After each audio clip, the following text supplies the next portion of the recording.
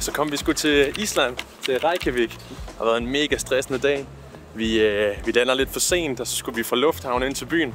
Så tog vi lige en taxa til 1200, så dagen i gang. Men nu kan vi nå bussen. Vi skal lige have noget at spise. Ja, så må vi se. Nå bussen, og så ellers bare hyggeligt i bussen 4 timer. Og se nu der kommer bussen. Så er vi klar.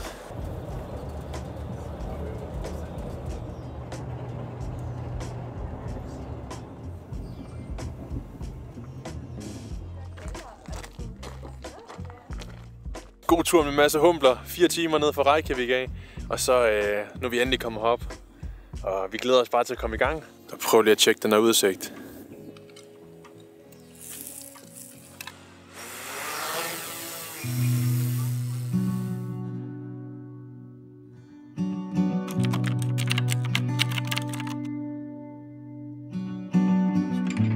Jamen som sagt, mig og Esben, vi har været her før.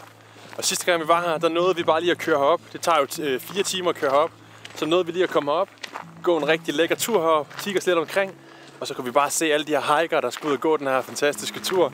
Og der blev vi sgu lidt jaloux, for vi skulle hjem til Reykjavik igen. Men i dag der er det vores tur til at gå turen. Vi skal gå 12 km, have en masse højdemeter i benene, og så skal vi op og sove en nice camp. Klokken den er 17.50, og det er islandsk tid. Så den er faktisk 10 minutter i 8 i Danmark. Så vi er lidt trætte. Jeg blev hentet 4:30, og Esben har været tidligt op, så det bliver godt.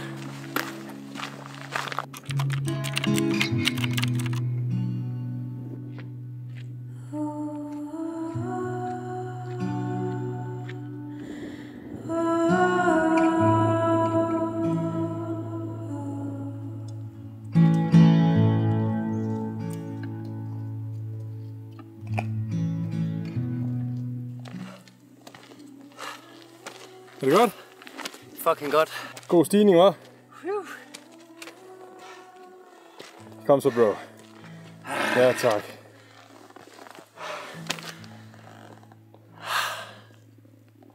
Fuck, det er godt.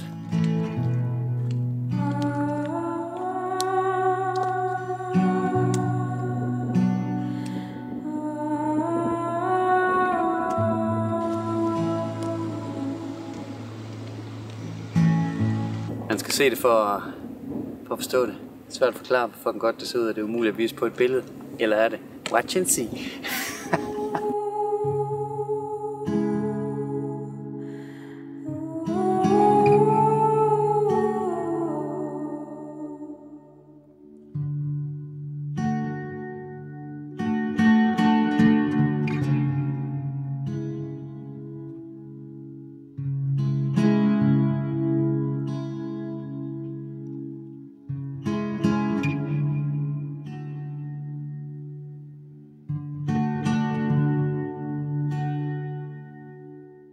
Jeg kommer til at gå lidt i selvsving med dronen, så nu har vi fået lidt travlt, hvis vi skal nå det, inden solen går ned. Men ellers så tænder vi bare for pandelamperne, så det skal nok gå. Men humøret er højt. Det hele det kører. Vi får nogle kilometer i benene. Det her det er den dag med mest stigning på, og det kan man godt mærke. Så det er dejligt, at vi har vandrestænger med. Det er godt til os. What's up, brother? Jeg tager det stille og roligt indtil videre. Fordi det er en lille smule hårdt. Jeg tror, vi har 2 kilometer tilbage. Prøv at se bag mig.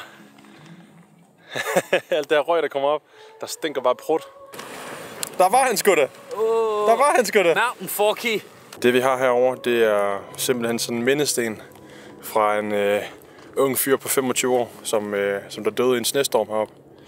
Det er sgu ret tankevækkende, fordi at hytten, som man kan sove i og komme i sikkerhed, den ligger 1 kilometer fra. Så det er fandme tragisk. Nu går vi simpelthen lige pludselig på en gletsjer. Det er sgu ret vildt, hvordan scenen den bare ændrer sig hele tiden. Jeg har lige fundet et eller andet udstyr, der lagde her på ruten. Jeg ved ikke, hvad det er. Det står backroll. Den tager jeg selvfølgelig lige med som en god hiker og lige smider over i den nærmeste camp. Og så må vi håbe, at personen finder det eller er derovre. Det er i hvert fald træls at tabe noget gear på ruten. Specielt hvis det er noget, man skal bruge. Fandme træls, hvis det er luftmadrassen. Ja, ligunderlaget, ikke? Så man skal få den lige med sit ligunderlag. Hvad har du gjort så? Jamen, så jeg skal nok sove uden. Oh yes. Her kan vi se 400 meter tilbage til campen. Og vi har gået 11,6 indtil videre, så 12 i alt, når vi kommer frem. Og 12, det lyder jo ikke meget. Må holde kæft, men når der er så mange højdemeter, så er noget andet. Det er godt, vi har vandrestav med, hva'? Okay, vi er simpelthen ankommet til campen. Og prøv at tjekke dernede, man kan se alle de andre telt. Jeg tror der lige er en 30 telt eller sådan noget i alt. Så gik solen ned. Vi har fundet et godt sted at sove. Det er pissekoldt heroppe i bjergene. Det er nok også fordi vi er trætte. Men nu skal vi have noget dejligt varm mad. Vi skal have også en kold øl, det kan man lige holde til. Jorden den er fyldt med små sten, og det var svært at få pløkkerne i. Så vi skulle bruge nogle sten til sådan at prøve at se, om vi kunne få teltet stillet op. Nu skal vi bare hygge os. Så vi ses i morgen.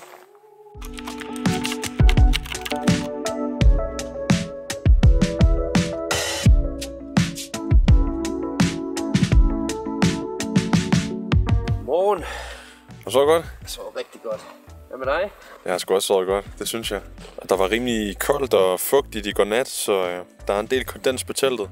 Så lige nu der er vi i gang med at lige prøve at tørre det og få tørret de sidste dråber i, inden det skal pakkes ned, når vi er færdige med at spise. For lige en lille stretch. Det er super lækkert. Nu er vi kommet til det vigtige. Nu skal vi sgu have vores morgenkaffe. Ja. Det har jeg sgu set frem til. Så det, der er rigtig smart med kaffefilteret, det er, at det kommer i den her pakke.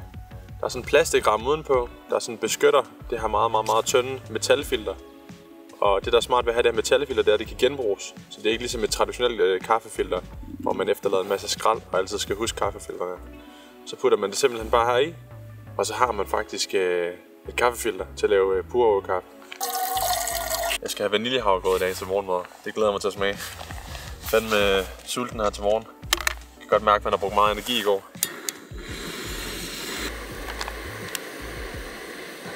Oh yes, det dufter virkelig godt. Og det blev friskmalet til mig lige inden vi skulle afsted på turen. Ja, hvad smager den af? Smager en lille smule af kolumbiansk soil, en lille smule af himmelstrøg og ellers bare af stjerner med dug på. Battery level is low. Aircraft will return to the home point in 10 seconds. Nu op. Det bestemmer Low jeg. battery. Return to home promptly. Jeg har faktisk ikke ekstra propeller med, det har jeg glemt. Fordi hvis ens propeller de snapper, så var det. Så kommer man ikke ud og flyve igen. Controlleren den har fløjet med et helt batteri fra dronen indtil videre, og der er stadig 90% batteri tilbage. Og jeg vil sige, at det er rimelig nøjagtigt det her med flight time på omkring en 40-45 minutter, vil jeg tro, jeg har fået ud af den. Så er vi klar til at komme videre, og man kan næsten ikke se, at vi har været her. Det var sgu et rimelig godt spot. Det var dejligt at stå op til den her udsigt.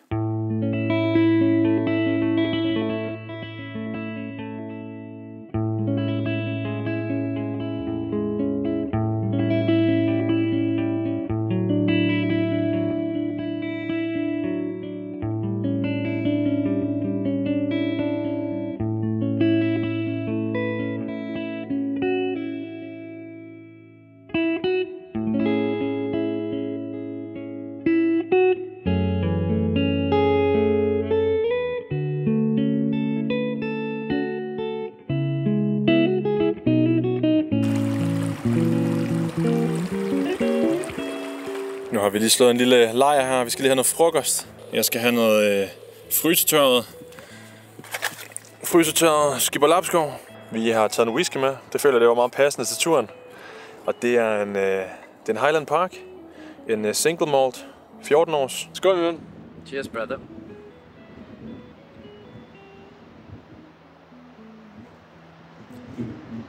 Smager dejligt. We're going this way. Yes, you. Perfect. Thank you so much. No worries, thank you. Ja, vi skal som sagt helt herude, og det er kun starten. Det tænkte vi, det var perfekt at lige købe Crocs til turen, når vi skal over alt det vand her. Og så kan vi hoppe over i støvlerne igen bagefter.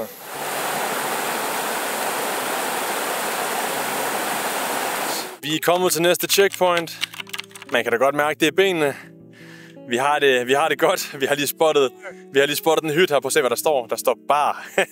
Får lige en god øl, en white ale fra et eller andet islandsk bryggeri. Smager fantastisk. Specielt når man trænger lidt. Esben han sidder også herovre og hygger sig. Lyder det godt? Lyder rigtig godt, hva'? Fandelig god den her white ale.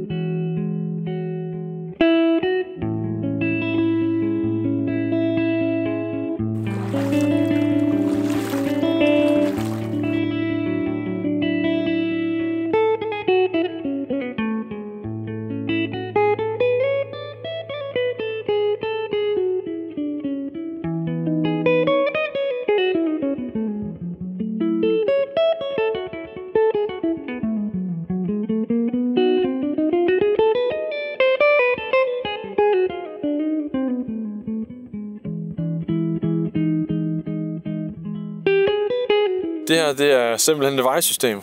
Og så kan du bare lige køre til højre. Så skal du bare lige krydse floden hernede. Og så er det mål. Jeg gad mega godt at have sådan en bil, man kan køre igennem det der med. Det kunne være fedt. Ja, så kom vi over den flod. Og nu er vi i sådan en sort vulkanørken, vi går igennem. Og man kan godt se, hvor man skal hen, og der er langt. Men det er skønt, der er fladt, og vejret er faktisk fint nok. Der er 8 grader lige nu. Blevet lidt koldere, men det er dejligt at kan få noget tykt tøj på, og ikke hele tiden svede. Jeg synes, det har været lidt svært i dag, når vi skulle op og ned hele tiden og skifte lag, og for man ikke sveder hele vejen igennem. Det er faktisk et kendt løb her i Island, at løbe ruten, altså på de 55 km, og løbe den som et trail, hvor man løber den på en dag i en strækning. Og det er sgu vildt. Det kan være, at vi kan mande os op til den dag. Hvem ved? Den sorte ørken, den kan sgu ikke tage livet af os. Vi har 2 km tilbage, inden vi når campen. Jeg tror, vi når det lige til solnedgang, ligesom i går. Den fede stil, vi kører. Bare gå fra solopgang til solnedgang. Ja, man kan godt mærke, det er benene nu. Og trædepuderne har også lidt med det højre knæ. Jeg kan godt mærke det her, når man skal nedstigningerne, ned ad bjergene. Det er sgu rimelig tough. Jeg kan faktisk bedre lide at gå op ad bjergene, sjovt nok. Vi har også de her vandrestænger, det hjælper lidt med at fordele vægten. Så det er guld værd. Men når dagen er slut, så har vi rundet en 5-26 stykker. Så det bliver godt, så vi er godt med. Så har vi ikke så travlt de andre dage. Ja, Esben han kæmper også herovre, vi giver den gas. Han har lige fået noget chokolade. Godt kørende, jeg har lige fået en gel. Jeg kan godt mærke, at man mangler lige nogle kulhydrater her til sidst, ikke? Så skal vi ned og spise noget mere lækker posemad. Så det bliver lækkert. Yes. Det I kan se ned til venstre, det er campen. Vi er endelig kommet frem. Det har været en lang dag. Vi er trætte. Vi er tørstige og sultne, og det bliver fandme bare fedt at komme frem. Men det er en fed dag. Vi fik virkelig nogle kilometer i benene i dag.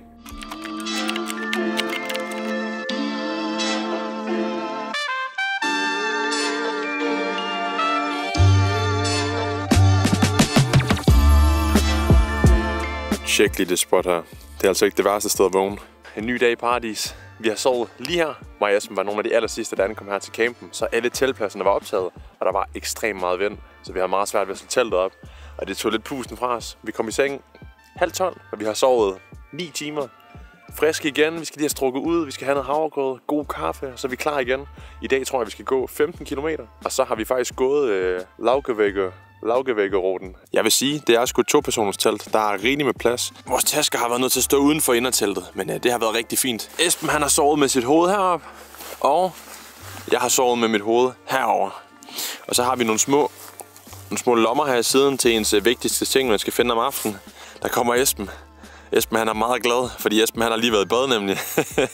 Kroppen den kan godt mærkes i dag. Det skal ikke være nogen hemmelighed. Vabler og så lidt muskelømhed i benene, men det vil sgu da også være underligt efter 26 km ud af træning.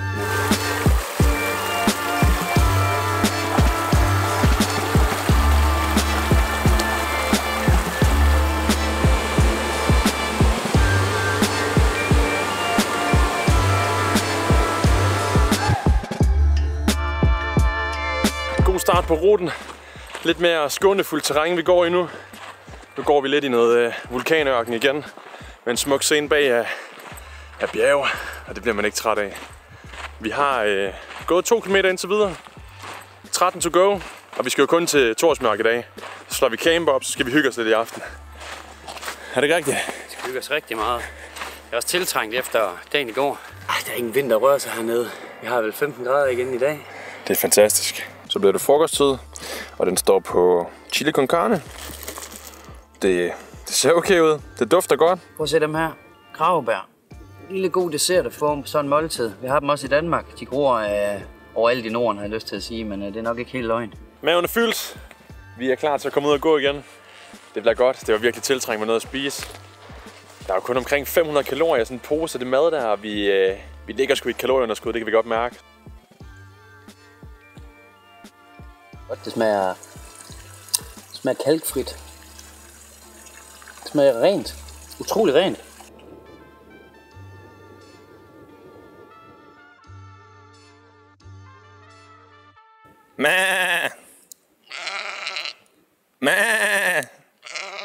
Ja tak. Vi er godt med, og nu skal vi helt herop og gå på bjergryggen. Og det glæder mig til at se den udsigt. Det her, det er hvor vi startede i dag. Og det her, det er der hvor vi skal hen. Så vi har 4,8 km tilbage af Laugevægge-ruten. Vi skal smage noget, han siger med noget beef jerky. Det er lækkert. Det her, det er en perfekt setting at holde pause i. Jeg skød lige 2 gæs her for et par uger siden. Jeg skærer dem helt tynde, sådan her, 2 mm cirka. Helt tynde, og så ellers bare lige en marinade 4 dage i det i køleskab. Og så ellers bare i dehydrateren i 8 timer cirka. Så får du det her. Gold.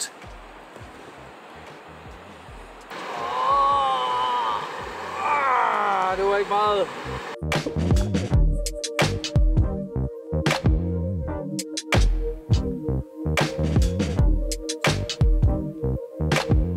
Hvad siger du? Jeg siger, wow, baby!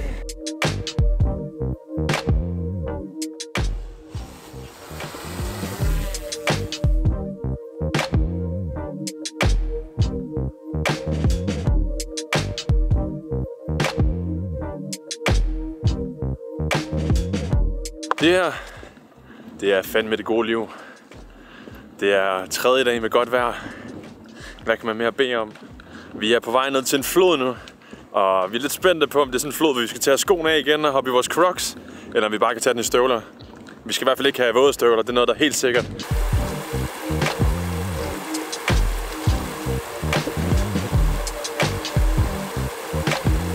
Og det er nice med vandrestavene, så man lige kan stikke for. De mærker, om der er dybt.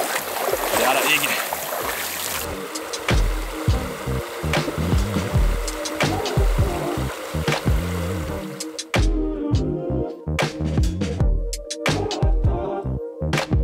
To og en halv dag. Laugevægge Trail, den er gennemført nu. Fantastisk.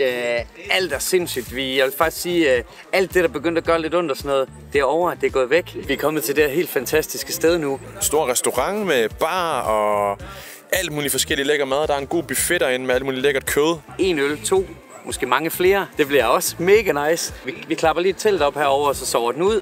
Vi kommer til at sove godt i nat. Vi får ventileret godt. Lige præcis. Alle skal gå den selv. Det burde man gøre, og alle kan gå den. Det er et spørgsmål om, hvor langt man vil gå hver dag. Vil man gå 10 km om dagen, så kan alle være med. Alle bør gøre det.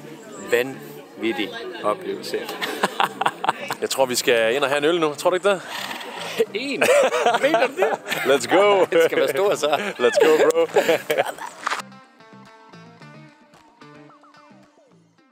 Det blev sgu lidt sent i går. Ølene var gode, kolde, whiskyen var god, selskabet var godt. Klokken er 10:30 lige nu, vi har lige fået 2 trævejr og elektrolytter. Det her telt, kæft det er et nice telt. Vi har sovet godt, der har faktisk været fin plads. Jeg var lidt nervøs for tit, når man køber et telt, og der får det et 2-personers telt. Så det er aldrig rigtigt et 2-personers telt, men jeg synes faktisk, det her det er et rigtigt 2-personers telt.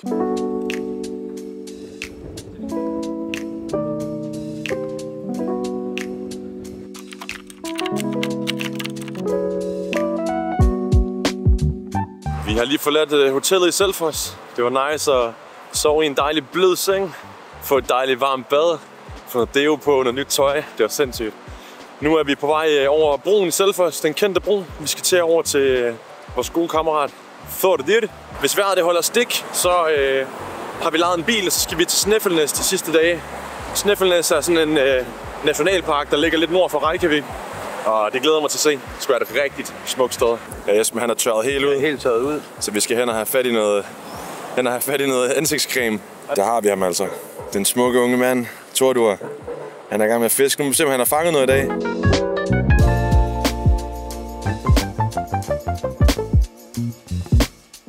This is all I've been getting today.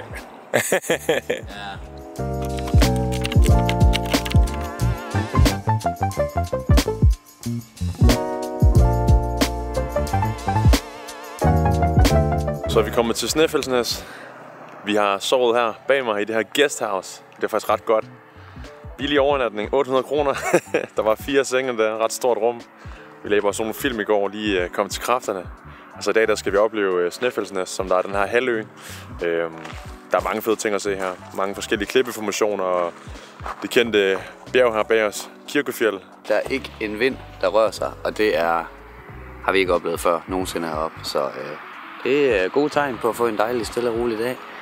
En god sigtbarhed også. God sigtbarhed også, ja. Ja, tak.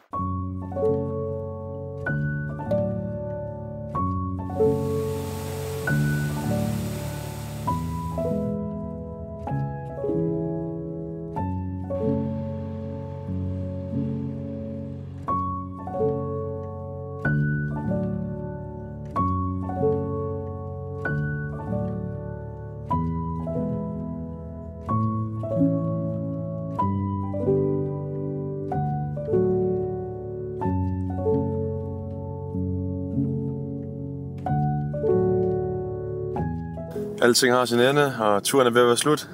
Vi er lige stået op på hotellet, på vej i lufthavnen nu. Nu skal vi sgu tilbage til Danmark, til det virkelige liv. Det bliver også godt, men vi har fandme haft en god tur. Vi har oplevet mange ting, ikke? Jeg har oplevet rigtig meget. Jeg ved ikke, om Island har meget mere at byde på, det har det sikkert, men det må vi tage næste gang. Vi har set ufattelig meget den her gang. Okay, det var alt for denne gang. Island har været fantastisk. Tak fordi du så med. Hvis du kunne lide den her video, så gå ind og subscribe. Det betyder meget for mig. Om mindre end 2 uger, så går turen til Japan, hvor der skal laves en masse fedt content. Jeg skal ud og rejse med min forlovede Camilla, så det bliver også nogle fede film. Jeg glæder mig helt vildt.